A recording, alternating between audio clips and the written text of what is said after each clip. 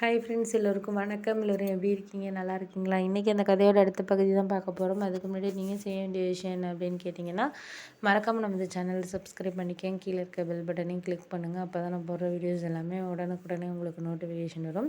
So மறக்காமல் சேனலை subscribe பண்ணிவிட்டு வீடியோ பாருங்கள் ஃப்ரெண்ட்ஸ். வாங்க நம்ம கதைக்குள்ளே போகலாம்.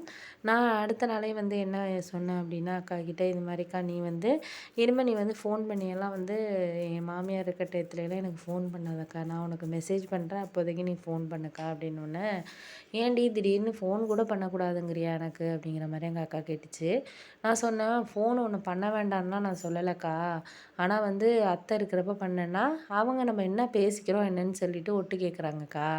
கேட்டுட்டு அவங்க பையன்கிட்ட, அதாவது மாமா கிட்ட ஏதாச்சும் சொல்லி விட்றாங்க, அவங்க அக்கா அதை சொன்னிச்சு இதை சொன்னிச்சுன்னு சொல்கிறாங்கக்கா, இது தேவையா நமக்கு அப்படின்னு சொல்லிட்டு சொன்னோன்னே, அது அப்படி இல்லாமல் பண்ணுறாங்க அவங்க மாமியார், அது மாதிரிலாம் கிடையாது, வந்தால் அப்படி இது பண்ணுறாங்க அப்படின்னோடனே, அதெல்லாம் வந்தாலாம் நல்லா தான் பேசுவாங்க பண்ணுவாங்க, ஆனால் நீ ஃபோன் பண்ணுறப்ப அவங்க இந்த வேலையெல்லாம் தான் பார்த்துக்கிட்டு இருக்காங்க, அதுக்காக என்ன பண்ண முடியும் செய்ய முடியும், நீ நான் சொல்கிறத நீ கேளு, எனக்கு நான் சொல்கிற விஷயத்த புரிஞ்சுப்பேன்னு நினைக்கிறேன், நேரில் எதாக இருந்தாலும் நான் அடுத்த வாரம் ஊருக்கு வர்றப்ப எதாக இருந்தாலும் நேரில் பேசுகிறேன்க்கா அப்படின்னு சொல்லிவிட்டு நான் ஃபோனை வச்சுட்டேன். அப்போ அவங்க கோயிலுக்கு போயிருந்தாங்க. அப்புறம் மறுநாள்லேருந்து அக்கா அவங்க எங்கேயாச்சும் வெளியில் போனாங்கன்னா அப்போதைக்கு இப்போ ஃபோன் பண்ணோம், ஒரு 10 நிமிஷம் பேசிட்டு வச்சுருந்துச்சு.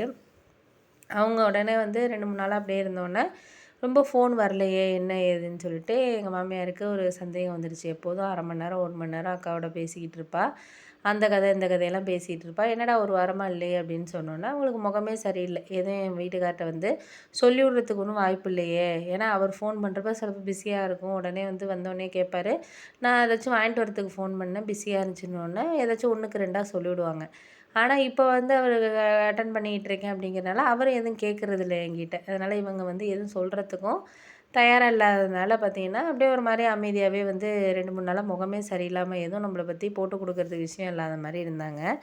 அந்த சமயத்தில் என்னாச்சுன்னு பார்த்தீங்கன்னா, அவங்களோட அக்கா ஊர்லேருந்து வந்திருந்தாங்க. எங்கள் மாமியாரோட அக்கா திடீர்னு ஒரு 8 மணி இருக்கும் காலையிலேயே ஊர்லேருந்து வந்திருந்தாங்க.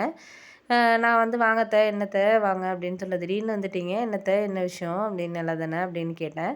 இல்லைம்மா, இங்கே பக்கத்தில் ஒரு விசேஷம், அது 2 நாளில் அந்த விசேஷம் இருக்குது, அன்னைக்கு இங்கே காலையில் கிளம்பி வர முடியாது, நீங்கள் சொன்னீங்கன்னா இங்கேருந்தே கிளம்பி போயிடலாம் அப்படின்னு சொல்லிட்டு உங்கள் அத்தை தான் சொன்னா, 2 பேரும் சேர்ந்து கிளம்புவோன்ட்டு, அதனால தாம்மா நான் இது பண்ணேன் அப்படிங்கிற மாதிரி சொன்னோன்னே, சரி அப்போனா வாங்க அத்தை அப்படின்னு சொல்லிட்டு டீ போட்டு கொடுத்தேன். அவங்க அப்புறம் சாப்பாடெலாம் சாப்பிட்டாங்க. சாப்பிட்டுட்டு சொன்னாங்க இது மாதிரி, என்னம்மா என்ன வேலைக்கு கிளம்பிட்டானா அவன்? ஆமாம், அவர் 6:30க்கே போயிடுவார் அத்தை, நான் 5 மணிக்கு எழுந்திரிச்சு சமைச்சு கொடுத்துருவேன், ஏன்னா 6:30க்கு இங்கேருந்து கிளம்புனா தான் 8 மணிக்கு அவர் ஆஃபீஸுக்கு போக முடியும், ஆஃபீஸ் 8 மணிக்கு கிளம்பிலேருந்து சாயந்தரம் ஈவினிங்கெல்லாம் ஒரு 4 மணிக்கெல்லாம் முடிஞ்சிடும், வந்துடுவார் 5 மணிக்கெல்லாம் அப்படின்னோடனே, அது கூட பரவாயில்லம்மா, இவன் என் பையன் மாதிரி வெளிநாட்டில் போயிட்டு இப்போ சம்பளமும் ஒழுங்காக அனுப்புறது கிடையாது, கேட்டால் வேலை சரியில்லை, 10 நாள் வேலை இருக்குங்கிறான், 10 நாள் வேலை இல்லைங்கிறான், அது மாதிரி போயிட்டுருக்கு. ஒரு வேலை இப்போ தொடர்ந்து இருந்தால் தானே அவனும் ஒரு சம்பளம் அனுப்ப முடியும், அதோட சாப்பிட்றதுக்கு தங்குறதுக்கெல்லாம் நிறைய செலவாகுதான்,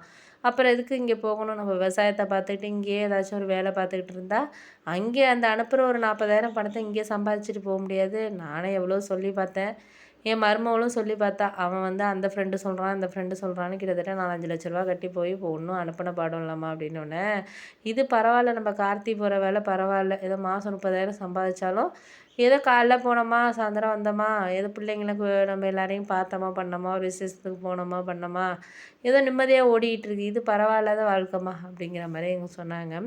அதுக்கு உடனே எங்கள் அத்தை கேட்டாங்க, ஏன் அப்படி சொல்கிற, இது மாதிரி அவனும் வெளிநாட்டில் இப்போதைக்கு அப்படி இருக்குது, அப்புறம் போனால் 1 லட்சம் 2 லட்சம் அனுப்புவான், இவன்னா இந்த 30,000த்துலேயே தான் 3 வருஷமாக வேலை பார்த்துக்கிட்டு இருக்கிறான், அப்படியா இருக்க சொல்கிற, ஒரு இடத்துக்கு இன்னொரு இடம் மாறினா முன்ன பின்ன தான் இருக்கும் அப்படின்னோடனே, சரி நீ அது சொல்கிறடி, இருந்தாலும் இப்போ நாங்கள் 6 மாதமாக அவன் பணம் அனுப்பாமல் எவ்வளோ வட்டி கடன் எவ்வளோ பிரச்சனை தெரியுமா வீட்டில், ஆனாப்புல சோறு திங்கலை பண்ணலை, அப்படியெல்லாம் இருக்குது நம்ம கதை, நீ ஒரு காலையில் உனக்குன்னு உன் பையன் ஏதாச்சும் யாராச்சும் ஒருத்தரை கடன் கேட்க விட்றானா பண்ண விட்றானா, அதெல்லாம் இல்லை, அவன் வேலை உனக்கு என்ன தேவையோ மாத்திரையோ மருந்தோ வாங்கியாந்து கொடுத்தனா, ஆஸ்பத்திரிக்கு மாதத்துக்கோ இல்லை ஒரு 2 மாதத்துக்கு ஒரு தடவை அழைச்சிட்டு போய் காமிச்சிட்றான், அது போதாதா, இப்போ எனக்கெல்லாம் நாங்கள் ஆஸ்பத்திரி போய் 1 வருஷம் ஆக போகுது, அவன் போய் இப்போ 6 மாதத்தில் ஒரு பணமும் ஒழுங்காக அனுப்பலை, டெய்லியும் புருஷனும் பொண்டாட்டிக்குள்ளேயும் டெய்லியும் ஏதாச்சும் ஃபோனில் பிரச்சனை வருது, அதனாலே இவனும் ஃபோன் அடிக்கிறதில்ல, அவளும் எடுக்கிறதில்ல. இப்படி போயிட்டுருக்கு. இது தேவையா சொல்லு? அதுக்கு ஒழுங்கா நிம்மதியா இங்கே வயல் இருக்குது, நம்ம விவசாயத்தை பார்த்துட்டு இன்னொருத்தன்ட்ட கொடுத்து நம்ம அந்த அரிசியை வாங்கி சாப்பிட்றதுக்கு நம்மளே விவசாயம் பண்ணிக்கலாம் பாரு. அதை தான் நான் சொல்கிறேன் அப்படின்னு சொன்னாங்க.